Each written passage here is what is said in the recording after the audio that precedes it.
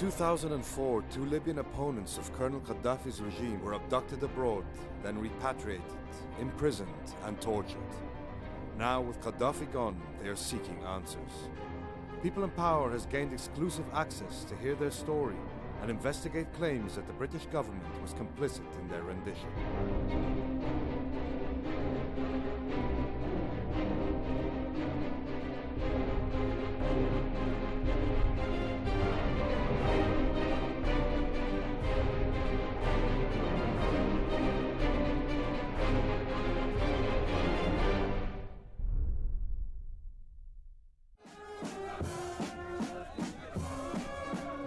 This is a funeral in Tripoli's Martyrs Square for 3 Libyans who died as part of the resistance against Colonel Gaddafi's regime. For decades, their bodies remained hidden until they were discovered in a hospital morgue after the revolution of 2011. They have just been identified through their DNA. التي ضحت عندما قل المضحون ووقفت عندما هرب الكثيرون. This is Sami al-Sadi, one of the founders of the Libyan Islamic Fighting Group, or LIFG, an organization dedicated to overthrowing Gaddafi. One of his former comrades is being buried today. He was killed in one of Gaddafi's jails. Al-Sadi himself spent 6 years locked up in Tripoli's notorious Abu Salim prison. بعد سنوات السجن كان السجن فيه سياسة التجويع. أحيانا بعض السجناء يخرجوهم للشمس هنا يأكلوا من العشب هذا من الجوع. One of al-Sadi's fellow inmates was Abdul Hakim Belhaj, who was head of the LIFG. This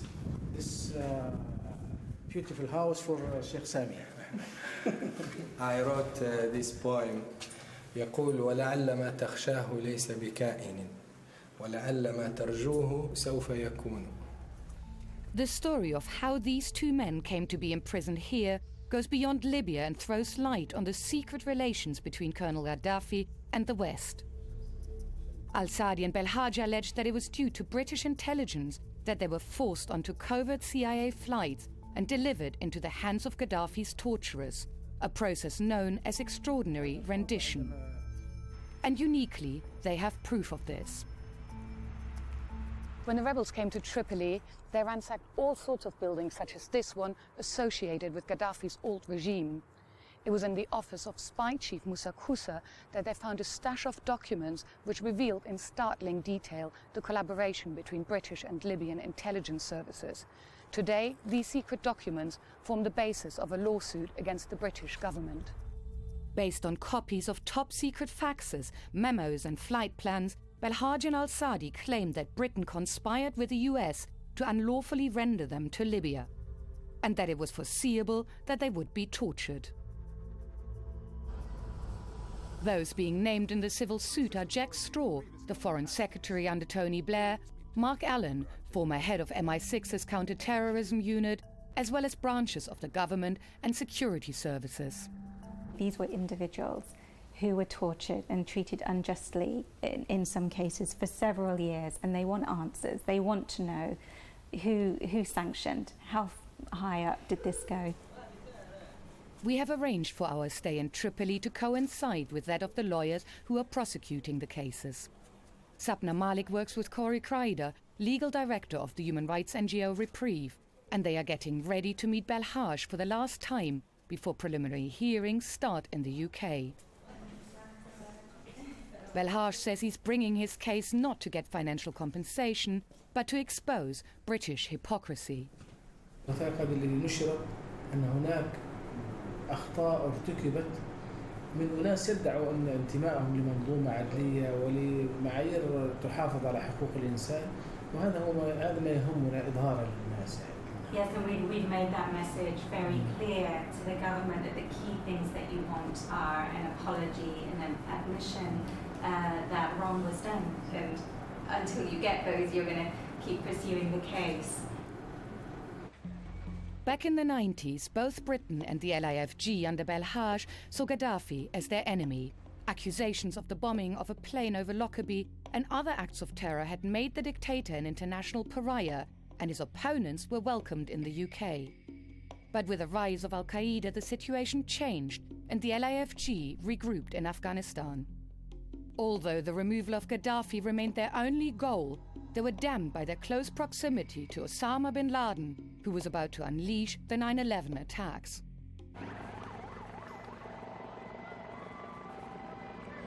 If you were a North African despot, say, like Gaddafi, you were just rubbing your hands with joy because you knew that all you needed to do to get significant Western money, technical support, assistance in oppressing dissidents in your country was just tar them with a brush of affiliation with al-Qaeda.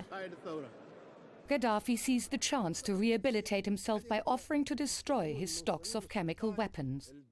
In return, the West saw a chance to get involved with Libya's immense oil reserves. It could be a win-win situation for both. The losers were the LIFG, who were banned worldwide as terrorists. When we meet Belhaj again, he completely distances himself from Al-Qaeda. على العكس تماما أنا ومجموعة الجماعة الإسلامية المقاتلة لم نكن في يوم من الأيام على وفاق فكري مع تنظيم القاعدة. نحن ندين كل هذه الأعمال سواء كان استهداف المدنيين، استهداف الناس الذين لم يتوجهوا إلينا بحرب ولا بأذى. كان لنا هدف واضح وهو كما أسلفت هو الإطاحة بنظام قذافي وتخليص ليبيا. By 2004, Belhaj was in hiding in China, where he felt he was coming under surveillance. A go-between gave him news that he could seek asylum in the UK. But on their journey to Britain, Belhaj and his wife were detained in Malaysia for having false passports. According to their lawyers, it's here that the secret documents found in Tripoli begin to chart the British government's involvement in their unlawful rendition. Which are the key Tripoli documents that are relevant to your case? Well, those start with what appears to have been a fax sent from the UK intelligence services, which tips off the Libyans that, along with his wife Fatima, Belhaj, who was also known by the pseudonym Abdullah Sadek, was being held in a Malaysian detention centre. Eventually, Belhaj and Fatima were told they could travel to London. But by now, the CIA too had got involved. It's a fax from the CIA to Libyan intelligence which reveals the role the agency is about to play. The fax announces that Belhaj and his pregnant wife Fatima are about to be put on a flight from Malaysia to London, which crucially has a stopover in Thailand. We're planning to arrange to take control of the pair in Bangkok, the Americans write, and place them on our aircraft for a flight to your country. كنت أتألم جدا وخاصة عندما وصلنا إلى المطار حيل بيني وبين زوجتي دائما التفكير في زوجتي التي كانت في حالة مرضية وكانت تعاني وعندما رأيت ما رأيت من عملاء CIA من تعذيب وقسوة كنت أتوقع أن يحدث هذا أيضا لزوجتي فكانت الآلام تتضاعف. At the CIA black site in Bangkok, Belhaj was subjected to interrogation, beatings and sleep deprivation. He takes us to his home to meet his wife and the son with whom she was pregnant during her abduction. This is Fatima's first filmed interview. دخلوني غرفة صغيرة فيها مغروسات في الحيط جابوا السلسلة قالوا لي في إيدي وعلقوني فيها قعدت يومين تقريبا آخر يوم بيجوا يرفعوني جابوا سرير حطوني فيه ولفوا علي كلي من رجلي لفوق وضربوني بالي ما عرفت متاع شنو جا واحد ضربني بطني وأنا حامل قعدت نبكي فخافوا داروا لي إبرة. After 2 days, the couple were put on a CIA plane, this time headed for Libya. The renditions of Belhaj and Sami al-Sadi are the only ones known to involve wives and, in al-Sadi's case, even children. 3 weeks after Belhaj arrived in Libya, the British and Americans collaborated again in rendering al-Sadi, also known as Abu Muntir. He was abducted in Hong Kong with his wife Karima and their 4 children, aged between 6 and 12. Sami, who suffers from diabetes, collapsed during the flight. The children thought he was about to die, so it was just utter horror and fear. And then when they arrived in Jazeera, both Sami and Karima were hooded with black hoods, and again, Certainly Karima thought that they were being taken to their executions. If all of this involves Americans, why is this case being brought in the UK and why is there not a case in the US? Well, as an American lawyer, believe me, I would love to file a case in the United States. It's the first thing that I think when I see this stuff. But the difficult and sad fact is, right now, no torture victim that was part of this program has ever been compensated by the US government. For Belhaj, the key thing is that it was the facts from Britain's MI6 that started the ball rolling. Indeed, the UK agency was keen to point this out to the head of Libyan intelligence. This is the fax in which Sir Mark Ellen, head of Britain's MI6, congratulates Moussa Koussa on the safe arrival of Belhaj in Tripoli and says this is the least we could do for you.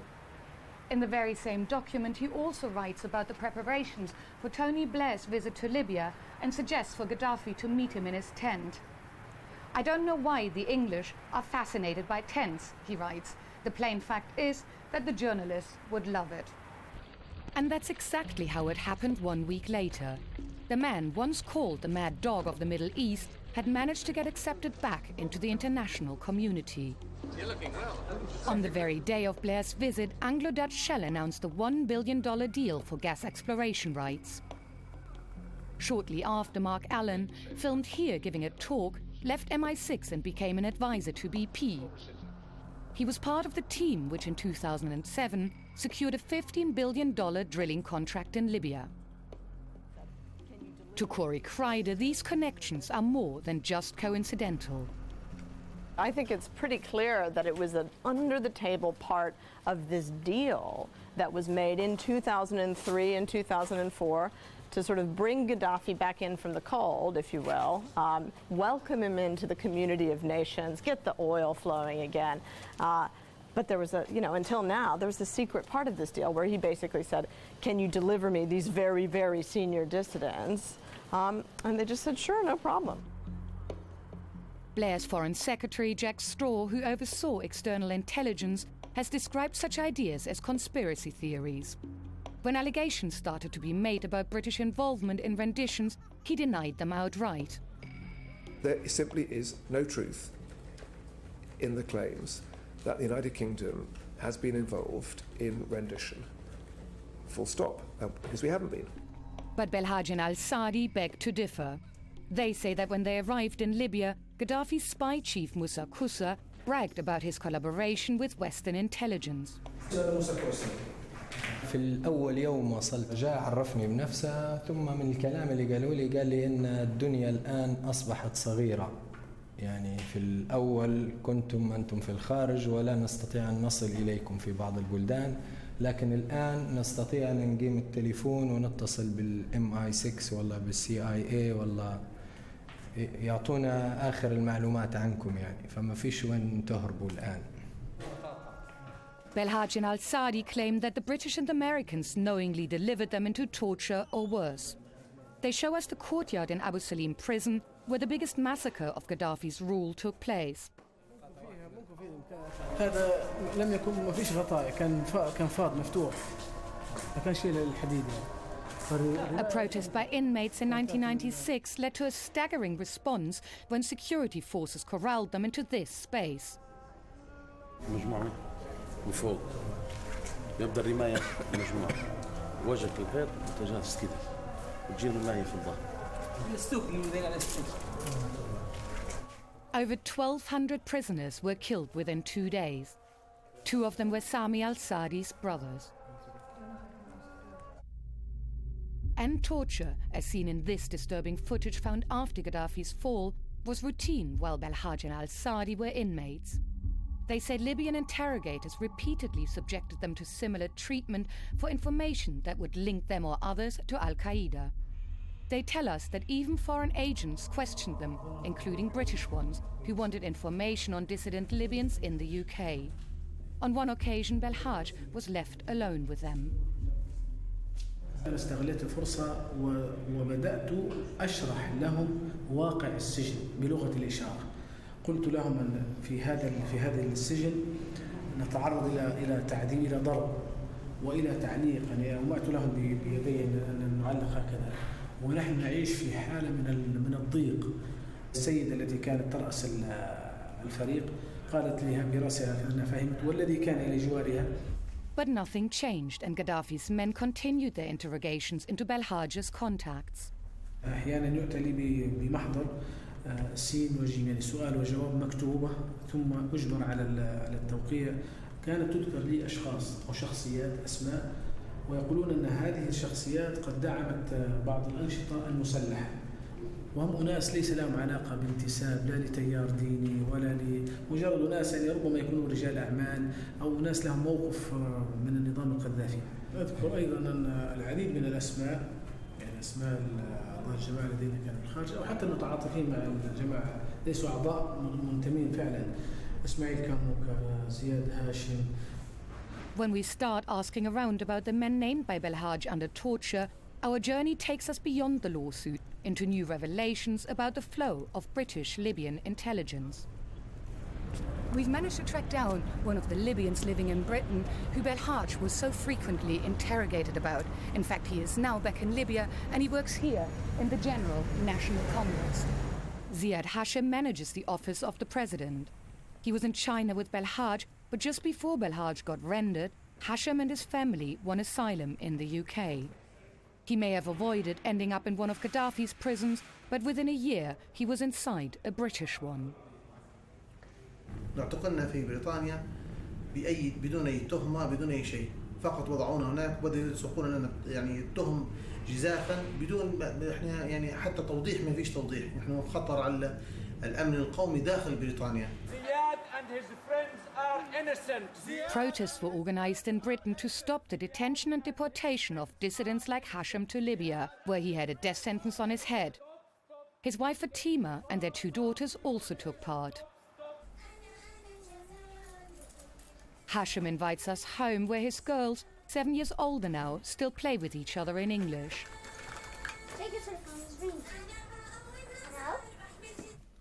These are cartoons Hashim drew while in prison.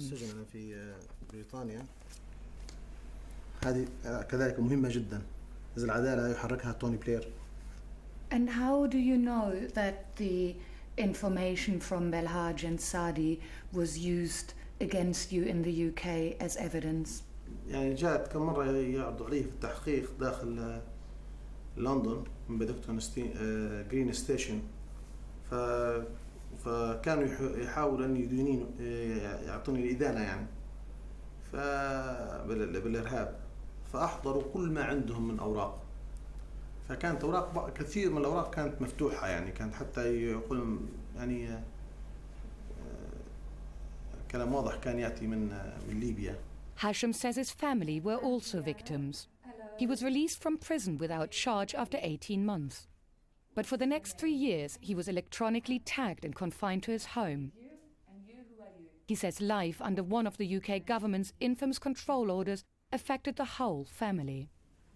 أكثر شيء كان مزعج كان يدخلون يفتشون البيت في أي وقت شاءوا، أصلا يتخيرون ساعات الليل، ويكون الطرق على الباب طرق شديد جدا، يعني يرعب الأطفال يرعب الزوجة. لما أنت تعرفي إن زوجك مثلا فعل شيء يعاقب عليه، مثلا يحكم عليه مثلا بالسجن لمدة كذا أو كذا، لكن لما يأخذوا مثلا يعني كسروا الأسرة بدون ولا حق، يعني بدون ولا دليل، بدون ولا إشي، يعني فقط secret evidence. فهمتي؟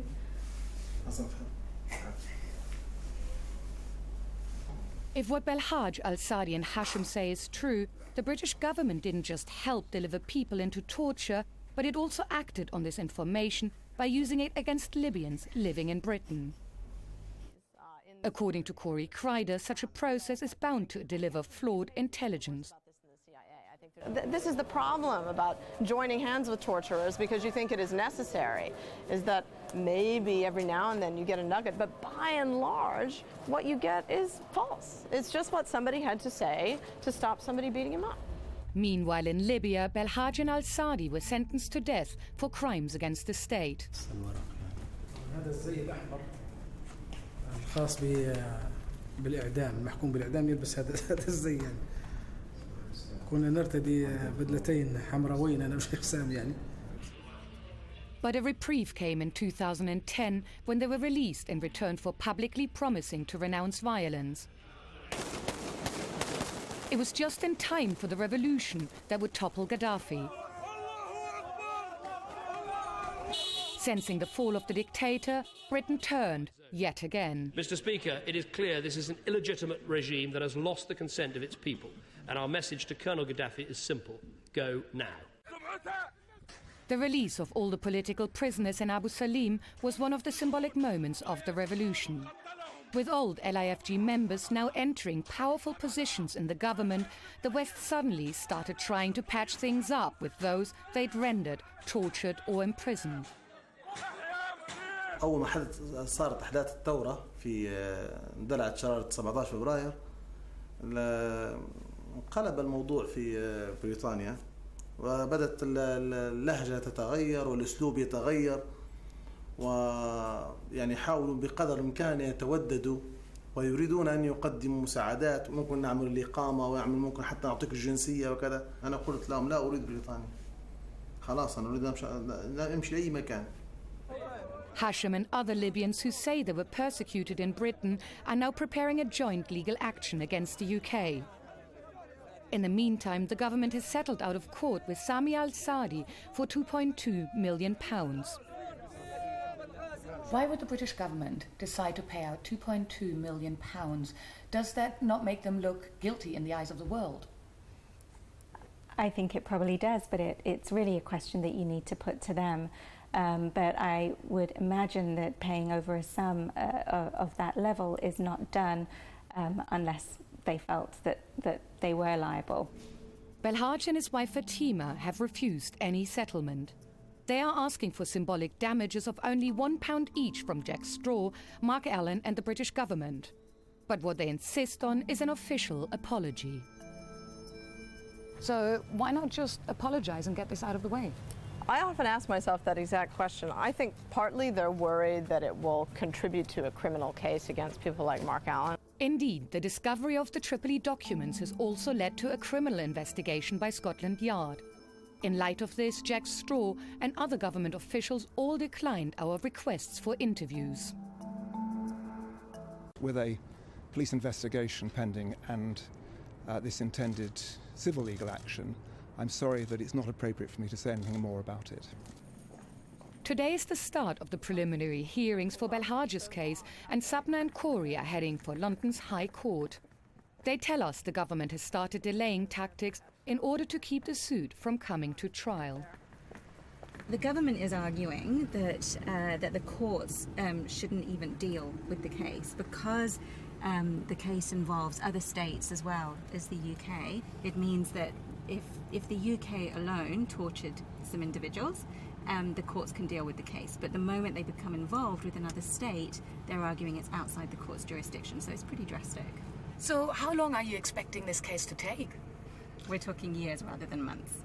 I think that's the government's strategy, right, is attrition, to see whether it can outlast Belhaj and his wife, and if they can make it take years and years, that maybe they'll say, well, the apology is never going to be coming, justice is not going to arrive, and so maybe we should think again about settling. I could be wrong, but I think that's a miscalculation. Remember, Belhaj fought to get rid of Gaddafi for over 20 years. The man is nothing if not patient. Patience has become a factor of life in Libya, where bodies are still being unearthed in the hope of bringing the past to light. It remains to be seen whether the British government is prepared to shed light on the truth too.